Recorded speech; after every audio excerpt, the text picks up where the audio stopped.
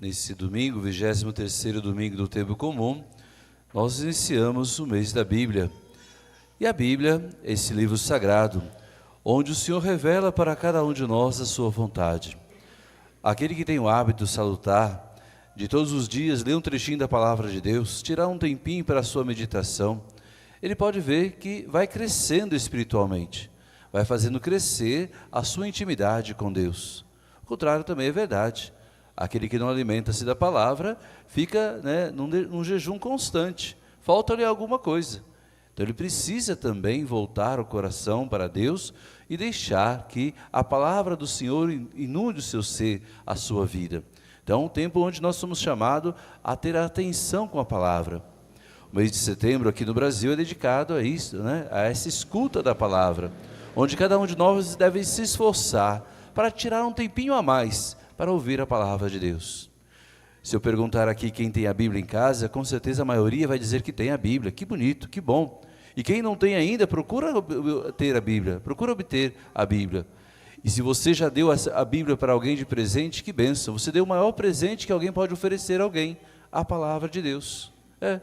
Agora, se você tem a Bíblia em casa também só como enfeite, para colocar lá na estante, ficar bonita, Às vezes tem aquelas Bíblias coloridas, cheias de paisagem, a gente gosta de deixar na estante lá com a página aberta, Mas para que serve aquela Bíblia lá parada? Se ninguém lê, se ninguém medita? Só mesmo para que o mosquito passe em cima e faça a sujeira dele em cima, Então não é essa a função da palavra de Deus. Também não é a função da palavra de Deus estar lá na cabeceira da nossa cama, mas fica lá embaixo de uma pilha imensa de livros que você lê sempre, mas não dá atenção à palavra, não dá atenção a ela. Então, a Bíblia não é apenas um enfeite, a Bíblia não é um enfeite, melhor dizendo. A Bíblia é a palavra de Deus que deve orientar a nossa vida. E, como falava antes, se nós temos o hábito de meditar a palavra, vamos compreendendo dia a dia a vontade do Senhor. Porque, olha o que diz a primeira leitura. Qual é o homem que pode conhecer os desígnios de Deus? Quem de nós? Quem de nós pode dizer realmente que está realizando a vontade de Deus porque conhece a vontade dele? Quem de nós que realmente pode bater no peito e dizer que 100% o que faz é a vontade de Deus? Nós não temos condições de dizer isso. Não conhecemos a vontade de Deus. Quando nós estudamos a palavra de Deus, meditamos, vamos tendo aí algumas dicas, algumas pistas. E o Senhor vai mostrando para mim e para você se realmente o que estamos fazendo é a vontade dele. Eu, como padre mesmo, já faz 25 anos de padre. E se eu não meditar a palavra de Deus constantemente, eu não vou tendo certeza que o Senhor espera de mim. Eu posso estar me enganando. Então eu preciso meditar a palavra de Deus para compreender que realmente isso é a vontade de Deus na minha vida. Ele vai me dando sinais, vai me dando pistas. Você que vive o seu matrimônio, olha a palavra de Deus que fala para vocês que são casados. O Senhor tem uma palavra de esperança, de alegria, de conforto nos momentos de dificuldades. Então é necessário voltar o nosso coração à palavra, você que é casado, para que você possa compreender como amar melhor a sua esposa, o seu marido, como amar melhor o seu lar, a sua família que você constituiu. Então, setembro, mês onde cada um de nós é chamado a voltar o coração e ter uma atenção maior com a palavra. Se você ainda não tem o hábito de ler a palavra de Deus, tem pessoas que já disseram, padre, eu já li a Bíblia inteirinha, mais de uma vez. Que benção, que benção. Mas não adianta a gente ler se a gente não pratica, A gente vê por aí alguns irmãos que saem por aí com a Bíblia debaixo do braço, mas a vivência deles não significa nada.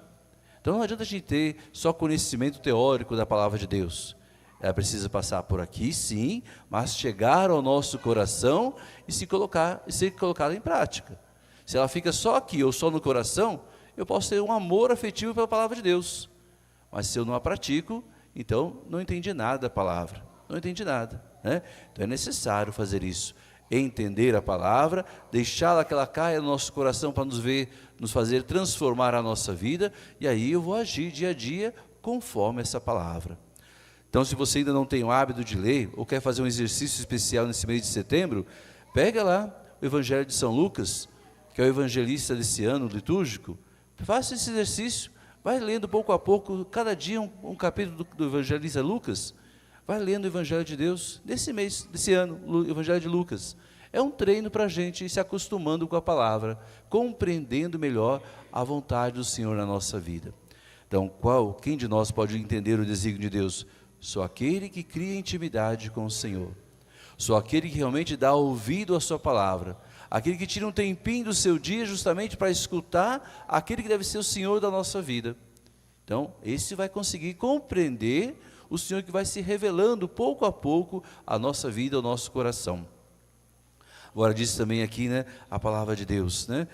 Acaso alguém teria conhecido o teu desígnio sem que lhe desse sabedoria? Sem que lhe desse sabedoria e do alto lhe enviasse teu Santo Espírito? Eu posso ler tantos livros por aí, posso ser formado em tantas teorias, tantas ciências por aí, só se eu ler a palavra de Deus de qualquer jeito, como um livro qualquer, e não peça a Deus discernimento, eu vou fazer dela uma leitura simples, qualquer, corriqueira. Eu preciso pedir a ação do Espírito Santo para que Ele me revele o que está aqui na Escritura. A Bíblia não é um livro mágico que eu vou lá sortear, né? Vou ver o que o Senhor diz para mim hoje, pronto. Ele diz isso. Não, Bíblia não é magia, nada disso, é palavra de Deus. Agora, para entender a palavra de Deus, eu preciso sim do Espírito Santo de Deus, e pedir que Ele me dê a sabedoria para compreender a sua vontade, o seu desígnio na minha vida. Então, nas orações que nós temos que fazer diariamente, entre elas, devemos pedir ao Senhor sabedoria. Olha o que fez Salomão. Salomão, quando foi elevado a ser rei de Israel, jovem ainda, não tinha entendimento de nada. Aí o Senhor oferece a ele riquezas, oferece poder, oferece exércitos, e que Salomão pede? Somente sabedoria. E se ele não tivesse pedido a sabedoria, tinha perdido tudo aquilo que o pai conquistou, com certeza. Assim também nós perdemos muitas coisas na nossa vida, porque não pedimos sabedoria. Não só coisas materiais, né? Mas muitas coisas do nosso dia a dia mesmo, importantíssimo, como a família. Quantas pessoas aí pedem a sua família, porque não sabe lidar no dia a dia com a esposa, com o marido, com os filhos, né? Então, é necessário pedir ao Senhor sabedoria. Nesse mês de setembro, então, ouvindo a palavra de Deus, a nossa oração se dirige a Ele, pedindo que Ele envie o seu Espírito de sabedoria, que dê a cada um de nós o conhecimento necessário da sua vontade. Agora, o Senhor que nos faz compreender a sua vontade, Ele mesmo vai nos fazer entender o que Jesus fala hoje, desse desapego. Jesus é sério quando vê aquela multidão que vai atrás dele, né? Uma multidão que vai atrás do Senhor constantemente. Se olharmos os evangelhos, em vários momentos, Jesus é cercado de multidão. E essa multidão vai atrás de Jesus por quê? Porque viu milagres, porque Ele multiplicou o pão, porque transformou a água em vinho, porque curou os cegos, curou aleijados, curou tantas pessoas, se aproximava dos mais simples, dos mais pobres, iam para escutar os ensinamentos. Cada um tinha seu motivo para buscar Jesus. Como com certeza cada um de nós aqui hoje vem à missa, vem com um objetivo, com uma intenção. Por que nós estamos buscando Jesus hoje? Assim Jesus falou dessa multidão.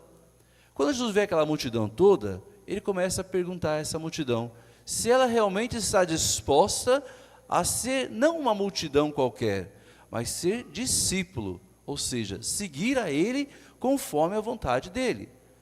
E aí o Senhor vai colocando para nós também aquilo que é necessário para se tornar autêntico discípulo. Uma das coisas que Ele coloca para nós hoje é esse desapego. Jesus vai dizer, se alguém vem a mim, mas não se desapega de seu pai, sua mãe, sua mulher e seus filhos, seus irmãos e suas irmãs, e até da sua própria vida, não pode ser meu discípulo. Desapegar de laços humanos, laços familiares também, que são importantes, são bons, mas não pode nos prender, não pode nos prender, não pode nos segurar no serviço do reino, não pode nos impedir de colocar a nossa vida a serviço. Quantas vezes a gente já encontrou pessoas que querem dedicar-se à comunidade, querem fazer o serviço...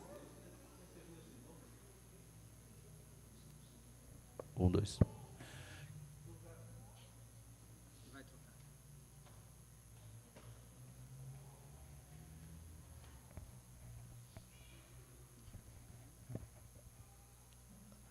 Tem que desapegar do microfone também, né? Por isso. Então, quantas pessoas querem se colocar a serviço de Deus na comunidade, ou servindo os nossos irmãos, mas é impedido. É impedido, às vezes, pelos próprios membros da família. Eu encontrei várias pessoas na comunidade, igreja, que querem se colocar a serviço dos mais pobres, mais necessitados, fazendo um serviço, colocando os seus dons a serviço da comunidade. Mas aí, ou é a mulher que não deixa o marido servir, ou é o marido que não deixa a esposa servir, ou os pais não deixam os filhos a servir. Nós encontramos na catequese, não sei como que é aqui, Juliana, não sei como que é aqui, mas na minha realidade lá de Mogi das Cruzes, quantas vezes eu encontrei crianças na catequese fazendo primeira comunhão, fazendo crisma, indo sozinho por conta deles, porque pai e mãe não incentivavam, não iam nem à missa, Então são pessoas que puxam para trás.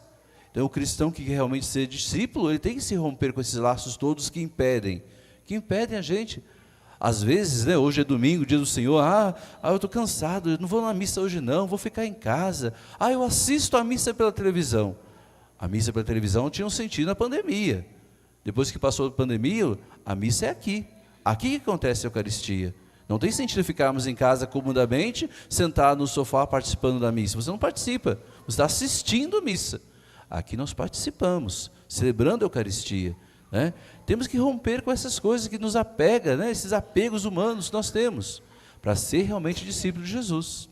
Depois Jesus diz ainda mais: quem não carrega a sua cruz e não caminha atrás de mim, não pode ser meu discípulo. Carregar a cruz. Carregar a cruz é aceitar o sacrifício do dia a dia, os sofrimentos do dia a dia, as perdas, as dificuldades, os sofrimentos, as perseguições. Porque quando Jesus chama os discípulos a seguir a Ele, Jesus não inventou historinha para eles seguirem, não. Jesus não contou uma historinha, uma fábulazinha para que convencesse aquela multidão a segui-lo. Jesus foi sincero, foi forte com eles.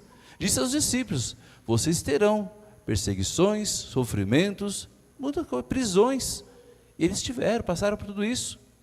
Assim também é a nossa vida de cristão. Não existe cristão que não tenha cruz para carregar. Se você está vivendo uma vida onde você não tem sofrimento, não tem dificuldade, não passa por provações, atenção, que você não está sendo cristão, que você não está sendo discípulo. O discípulo de Cristo realmente passa por isso, porque o próprio Cristo passou. O próprio Cristo passou pelo sacrifício da cruz. Então como que você e eu podemos ser maior que o Cristo? Aí a gente não quer dor, não quer sofrimento, não quer morte na nossa vida, perto de nós, na nossa família. É a cruz do nosso dia a dia, a dificuldade que nós temos que enfrentar. Mas enfrentamos não com desespero, enfrentamos não com tristeza que joga a gente cada vez mais, nos arrasta cada vez mais para baixo. Não, na esperança que Ele vai continuar carregando a cruz conosco. O Senhor não abandona nenhum de nós. Ele prometeu estar conosco todos os dias, até o fim do mundo. Então os sofrimentos que nós passamos, podem nos machucar em algum momento, podem nos deixar entristecidos em algum momento, mas não devem nos derrubar, porque o Senhor também passou por sofrimento, e convida a cada um de nós a erguer a cabeça e continuar em frente, a seguir a Ele. Então é necessário sim, desapegar de nós mesmos, carregar a nossa cruz e seguir o Cristo, ir atrás dEle. É o Cristo que vai à nossa frente, é Ele que vai mostrando para nós o caminho, é Ele que vai dizendo: você tem que ir desse jeito e não do outro, você tem que ir por esse caminho e não por ali. Ele vai apontando o caminho para cada um de nós, um caminho que Ele quer realmente que seja feito com Ele. Por isso nós vamos atrás dEle como verdadeiros cristãos. O Senhor nos convida ao desapego, nos convida a carregar a cruz, nos convida a renunciar a tudo o que temos. Termina o Evangelho Jesus dizendo: do mesmo modo, se não renunciar a tudo que tem, não pode ser meu discípulo. Renunciar a tudo que tem.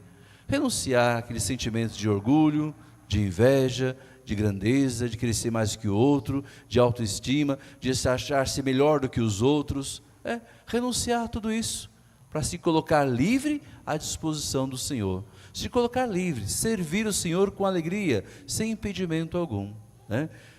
Hoje, nessa Eucaristia, também nós celebramos a alegria de 2 novos santos, e a gente olha para esses 2 jovens que tinham tudo, poderiam ter uma vida pela frente, vivendo aquilo que o mundo de hoje oferece aos nossos jovens, e eles disseram não a esse mundo, optaram por seguir Jesus Cristo, assim como eles, outros tantos santos da igreja. E a canonização desses 2 jovens é um chamado hoje à juventude, a você jovem, que por aí afora você tem tantas coisas que o mundo vai te oferecendo, que pode te iludir, te separar de Deus, te levar para longe da sua casa, da sua família, ferir, te machucar, ferir a sua dignidade de filho de Deus. E esses 2 jovens são para você um alicerce, para dizer, é possível sim viver a graça de Deus, viver a alegria da nossa vida, optando por Jesus Cristo, optando por Jesus Cristo. Então que Santo Carlos Acutis e Pio Giorgio possa interceder por nós, de modo especial para a nossa juventude, para que eles também saibam desapegar de todas as coisas que o mundo vai oferecendo e buscar cada vez mais se colocar a serviço do reino, seguindo a Jesus Cristo. Assim seja. Amém. Vamos de pé.